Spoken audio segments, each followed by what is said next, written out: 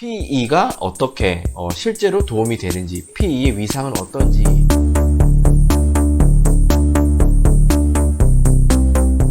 예, 그러면 실제로 어떻게 PE가 쓰이는지를 좀 더 이제 말씀드려 볼게요. 말씀드렸듯이 NIW는 이제 보장이 되지 않는다. 근데 미국 취업 영주권 광고 단계에서 이게 엄청나게 도움이 됩니다. 왜냐면 광고 단계를 좀 더 까다롭게 만들어야 된다고 그랬잖아요. 왜냐면 지원자가 없게 만들어야 되니까. 그때 PE 라이센스를 박아놓으면요, 지원자가 훅 없어집니다. 그 PE가 그렇게 또 흔하게 많은 라이센스는 아니거든요. 이거는 뭐 구실도 너무 명확하고 좋죠. 근데 엔지니어링 회사에서 이 포지션에 PE 라이센스를 필요하다라고 박는 게 아무런 문제가 안 되기 때문에 이게 진짜 많이 도움이 돼요. 두 번째로 PE를 요구하는 많은 포지션들이 있습니다. 특히 이제 제가 몸담은 오퍼레이팅 회사는 예를 들어서 이런 어떤 퍼실리티나 어떤 기관 시설들을 소유해서 운영하는 회사들은요, PE가 반드시 있어야 돼요.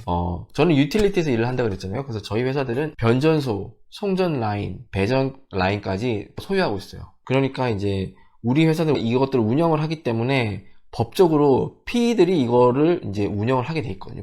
그러니까 이제 이 오퍼레이팅 회사들은 PE들을 많이 확보하는 게 굉장히 중요하죠. 그렇기 때문에 저희 회사 같은 경우에는요, 이 PE 라이센스가 있어야지 시니어 레벨로 진급을 할 수가 있습니다. PE가 없으면 진급을 시키지 않아요. 이거는 연차와 상관없이. 그래서 10년 넘게 20년 가까이 일하시는 분들도 그냥 레벨이 엔지니어이신 분들이 있어요. PE를 못 따서.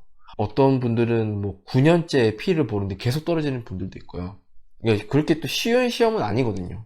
그리고 이제 앞에 직급과 관계없이 PE만 따면 시니어 레벨로 진급을 시켜주기 때문에 대학 일찍 졸업하고 경력만 4년 채운 27, 26 이런 젊은 애들이 시니어 레벨 된 애들도 많아요. 그러니까 이게 웃기죠. 저희 회사 팀 10명 전체에 1명 빼고 다 시니어 레벨이에요. 다 PE를 갖고 있거든요. 그 정도입니다. 그래서 저희 회사뿐만 아니라 어떤 석유 쪽으로 가볼까요? 송유관, 중간중간 시설들을 소유하는 회사, 그 오퍼레이팅을 하는 회사들은 그 중간중간 송유관에도 모터를 달아가지고 이제 압력을 높여서 보내야 될 거 아니에요. 그러니까 그런 데는 또 다 기계 피드, 이제 플루이드 쪽 피들이 다 이제 오퍼레이팅을 하는 거죠. 그 사람들의 승인이 있어야지만이 어떤 프로젝트, 송유관이나 뭐 송전 라인 이런 것들을 업그레이드 할 때도 다 PE의 스탬프가 다 들어가는 도면들, 확정된 도면들, 뭐 그리고 최초의 프로젝트 계획할 때부터 PE들이 들어가서 하는 겁니다. 이런 기관 시설들이 아니더라도 리파이너리 공장 아니면 제조업, 자동차 공장이나 이런 것들을 오퍼레이팅을 할 때도 PE들의 허가가 있어야지만이 그 단계별로 진행이 되는 거예요. 그렇기 때문에 이거는 오퍼레이팅 회사는 당연한 거고요. 오퍼레이팅 하지 않고 엔지니어링 서비스만 제공하는 회사들 있죠. 엔지니어링 컨설팅 회사들, 그건 뭐 쉽게 말하면 이제 다른 큰 회사들의 프로젝트를 받아서 이제 뭐 설계 영역이라든지 아니면 시공, 이런 회사들은 상대적으로 덜 중요시하게 여기긴 합니다. PE 라이센스들을. 왜냐면 직접적인 오퍼레이팅을 하는 사람들이 아니기 때문에. 그런데 이 회사들도 자기 나름대로 경쟁력을 갖추기 위해서 PE들을 굉장히 선호해요. 왜냐면은 우리 회사 프로젝트를 주는데 같은 일을 하는 컨설팅 회사가 A라는 회사, B 회사가 있는데 A라는 회사는 인볼브된 사람들 10명 중에 10명이 다 PE야. 그리고 이 B 회사는 10명 중에 1명이 PE야. 그러면은 어디에 더 믿음이, 신뢰감이 강했어요. 그러니까는 이제 컨트랙터, 서브 컨트랙터라고 그러죠. 이제 밑에 하도급 엔지니어링 회사들도 그 전국구 단위에 엄청나게 큰 회사들이 많아요. 사실상 뭐 벡텔이나 플로어 이런 유명한 회사들도 다 이제 엔지니어링 서비스를 제공하는 회사죠. 그런데 이제 그런 회사들도 다 이제 이 PE들을 서로 확보를 하려고 많이 노력을 합니다. 왜냐면 그렇게 어필을 하기 위해서 프로젝트를 딸 때.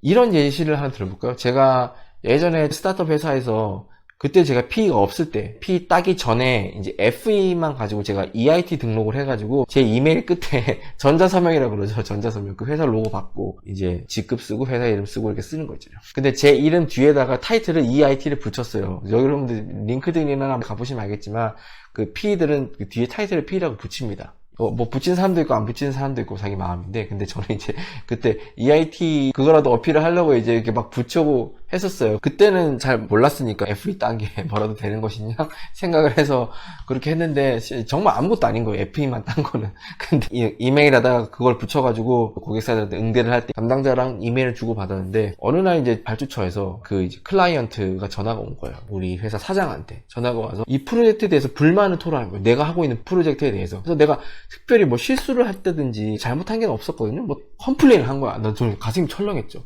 근데 옆에서 그 통화 내용을 들었어요. 그 이제 스피커폰으로 미팅 시간에 얘기를 해가지고 들었는데 그 사람이 또 약간 좀 예의가 없긴 했는데 대놓고 이렇게 얘기를 하더라고. 아니, 왜 우리의 그 중요한 프로젝트를 EIT가 맡고 있냐.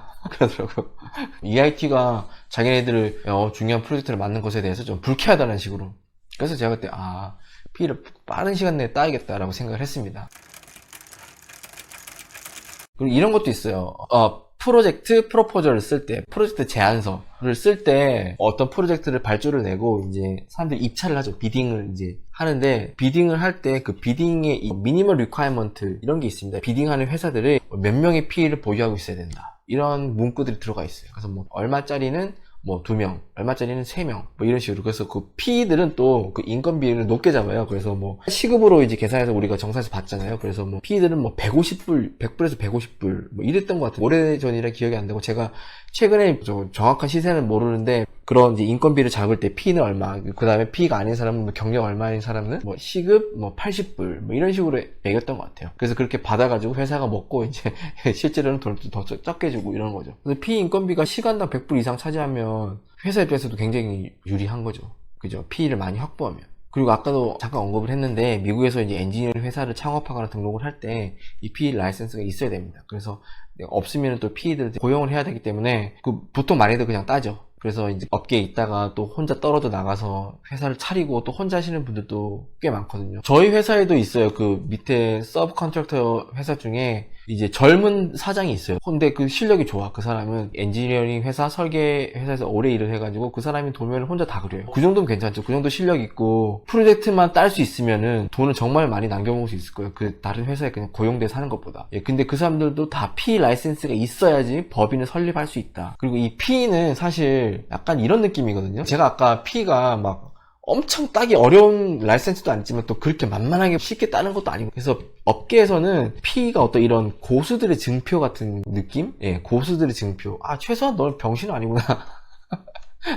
서로를 대할 때 명함 줄 때도 타이틀 이름 뒤에 PE 붙어 있으면은 PE 언제 땄니? 이렇게 서로 물어보고, 이제 나 몇 년 됐어. 괜히 그러죠. 괜히 한 몇 년 됐어. 좀 오래전에 딴 거 이제 서로 어필하려고 하죠. 난 좀 오래됐는데, 나는 뭐 한 5년 됐지. 저는 그런 데서 좀 유리한 게, 아시안들은 미국 사람들이 굉장히 동안으로 보거든요. 어리게 봐요, 굉장히. 그래서 저는 지금도 이제 업계 사람들을 만나면은 약간 대학을 갓 졸업하고 취직한 엔트리 레벨 그렇게 봐요. 근데 이제 명함에 P라고 찍혀 있으니까 이제 물어보죠. 의아해서 너 뭐야? 시니어야 벌써? 이렇게 물어봐요. 제가 뭐 동안이라는 게 아니라 미국 사람들이 동양인들의 이제 나이를 가늠을 잘 못해요. 그래가지고 다들 어리게 봐.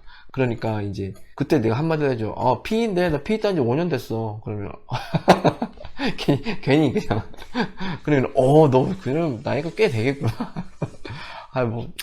그거 꽤 되지. 경력 10년 넘지 이러면은 약간 이제 서로 이제 고수들의 이제 증표 같은 것이 되는 거죠. 제가 문득 궁금해져가지고 한번 이걸 봤어요.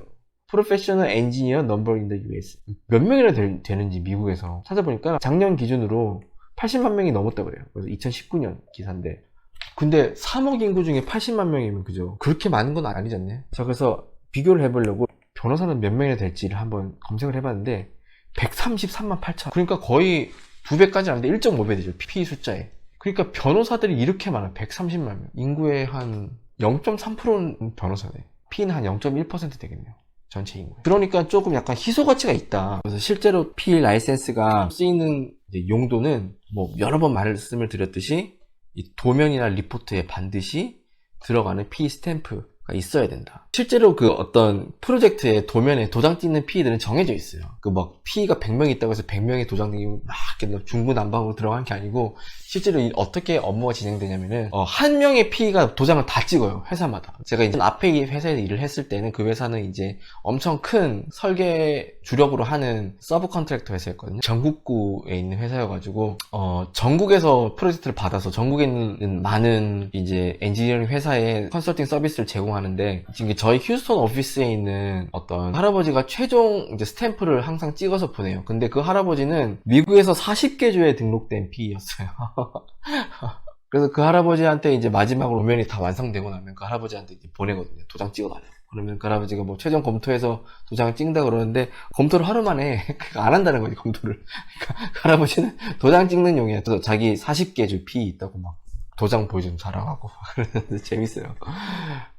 이 할아버지는 매년 40개 주에 매년 그 갱신 피를 내야 되거든요. 그 회사에서 다 내주는 거죠. 그렇게 하는 이유가 이제 보험 때문, 인슈런스. 왜냐면은 이제 이 피 라이센스가 도장에 찍고 나간 이후에는 이제 더 이상의 변명의 여지가 없는 거예요. 그래서 어떤 실수나 어떤 도면에 잘못된 에러로 인해서 인명사고가 났다든지 어떤 큰 손실을 입혔다, 고객사에. 그러면 이제 그때 소송이 걸리잖아요. 그때를 대비해서 이제 엔지니어링 컨설팅 회사들은 다 보험을 들어놨는데 아예 프로젝트 프로포절에 보험 100만 불 개런티 되는 보험을 반드시 사서 넣어라, 이런 항목들이 있어요. 근데 어쨌든 그런 거에 이제 보험을 살 때 이제 이 할아버지 한 이름만 다 보험을 걸어놓고 이 할아버지만 계속 이제 쓰는 거죠. 이 할아버지 도장만.